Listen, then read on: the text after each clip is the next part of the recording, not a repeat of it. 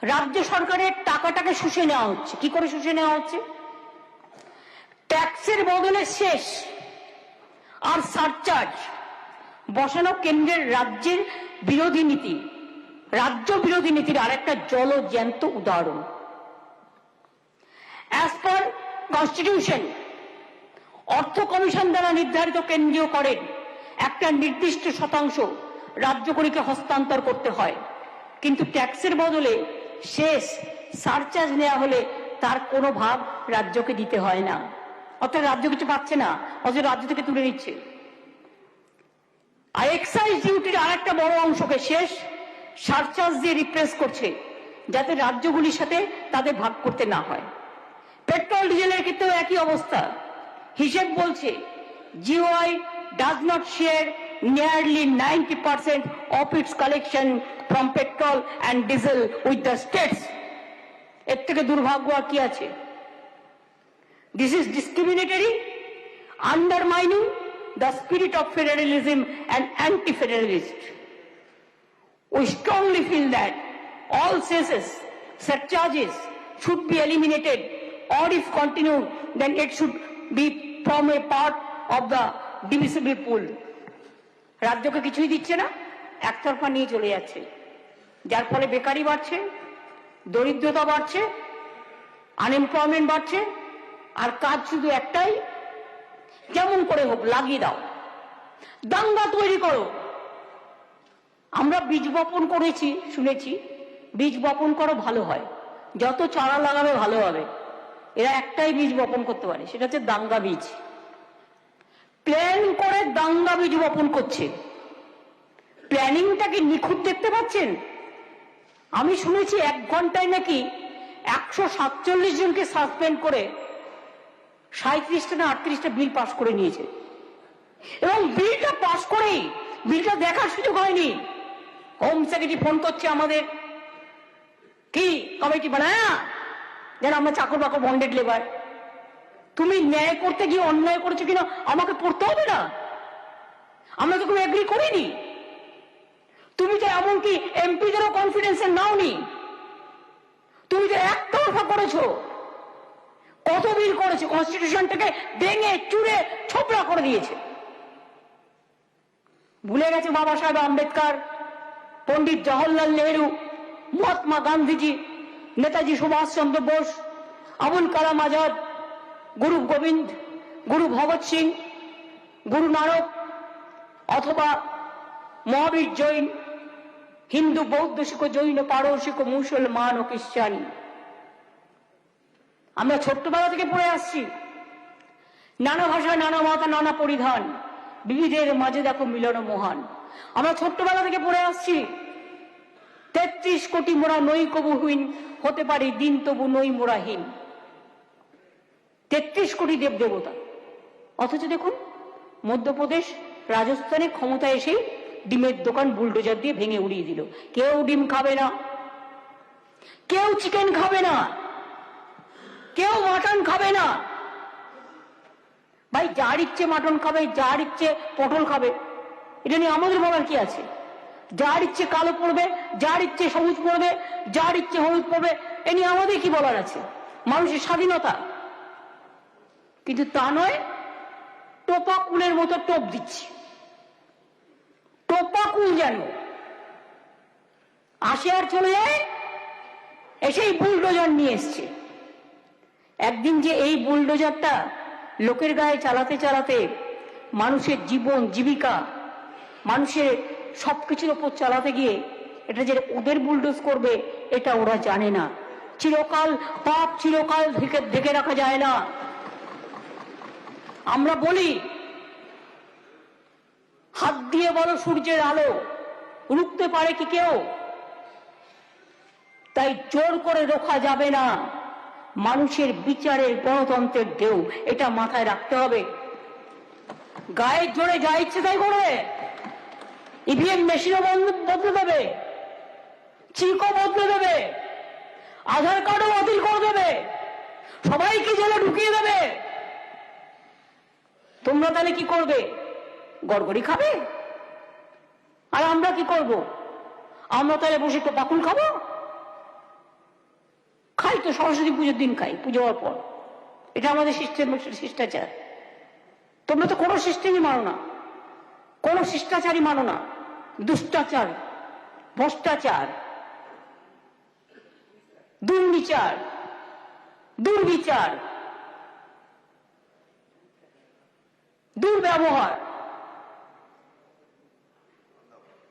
এইগুলোই হচ্ছে তোমাদের কাজ। তাই আমি খুশি হতাম বন্ধুরা আপনারা থাকলে, যারা মিথ্যে মিথ্যে কথাগুলো বলে গেছেন বাজেট নিয়ে, গভর্নমেন্টকে ক্রেডিট দেওয়ার পরিবর্তে ডিসক্রেডিট করার চেষ্টা করেছেন। আমি তো আপনাদের সামনে আমার হিম্মত আছে বলে আমি দাঁড়িয়ে বলে গেলাম প্রত্যেকটা কাউন্টার করে যে কথাগুলো আপনারা বলেছেন। আপনারা প্রেজেন্ট না থাকলেও আই রিপ্লাইড প্রপারলি। এবার নিজেরা কি করে বেড়াচ্ছেন সেটা একটু ভালো করে দেখুন। কালো পতাকা আপনার আছে, আমার কি নেই? মনে রাখবেন আমাদের আপনাদের থেকে অনেক বেশি আছে। একতরফা কোনো কিছু চিরদিন চলে না। বিধানসভা মাননীয় স্পিকারের আন্ডারে, তার অধীনে তিনি যেভাবে নির্দেশ দেন আমরা কাজ করি। আমরা সহ্য করে যাচ্ছি বলে এটা নয় যে এটা আমাদের দুর্বলতা।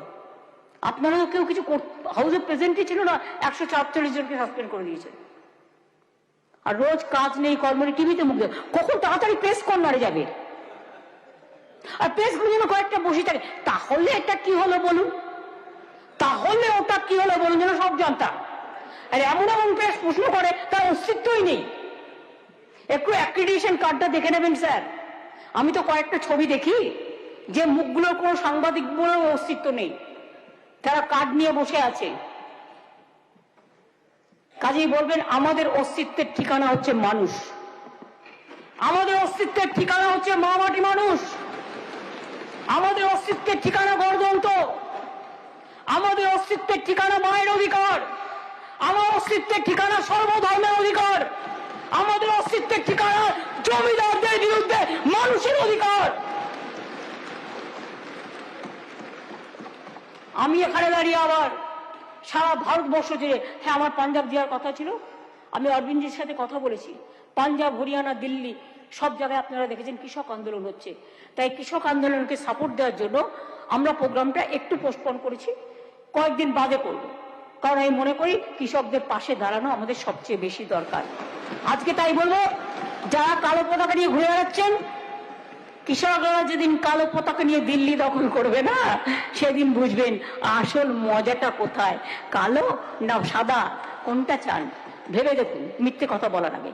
আমি এটুকু বলে, স্যার আপনি আমাকে এতক্ষণ সময় দিয়েছেন, আমি grateful to all my assembly stuffs, যারা সারাক্ষণ কাজ করেন, লেখেন, আমরা যেগুলো বলি নথিবদ্ধ করে।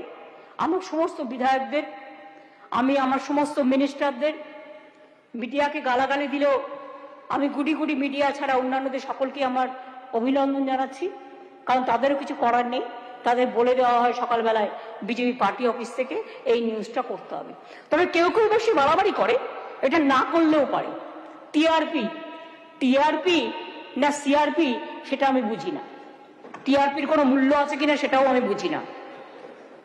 মানুষ টিআরপি, মানুষ সব টিভি দেখে ডিসিশন নেয় না। মানুষ ডিসিশন নেয় মাটি দেখে, মাটি দেখে, মানুষ দেখে, মা দেখে, তার নিজস্ব জমি দেখে। জমিতে গিয়ে কাজ করুন, ভয় পাওয়ার কোনো কারণ নেই। সবাই কি জেলে পড়া অত সস্তা নয়। মার্কিং করে করে করছে কোন সিটে জেতবার জন্য, নিজেদের ক্ষমতা নেই বলে এদের ব্যবহার করছে। কোথাও বিএসএফ কে, কোথাও সিএসএফ কে, কোথাও এজেন্সি কে, government of the agency, by the agency and for the agency, this dictatorial government আমরা কন্ডেম করছি।